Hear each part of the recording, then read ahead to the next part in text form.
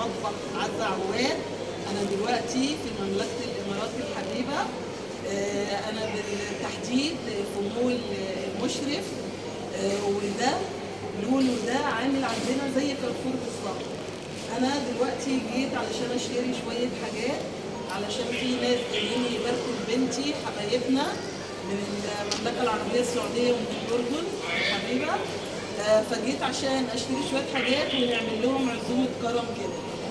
يعني الناس بصراحه مش عايزه اقول لكم، مش عايزه اوصفهم لكم. فجينا اشترينا الحاجات دي، وطبعا ان شاء الله هصور لكم العزومه اللي هعملها. وانتوا هتوحشوني جدا جدا جدا. ادعوا لي ارجع بلدي مصر الحبيبه بالسلامه. كنتم مع عزة عواد، صاحبة مطبخ عزة عواد. بتوع الاهل غزه وفلسطين ربنا ينصرهم. ما تنسوش اللايك والشير.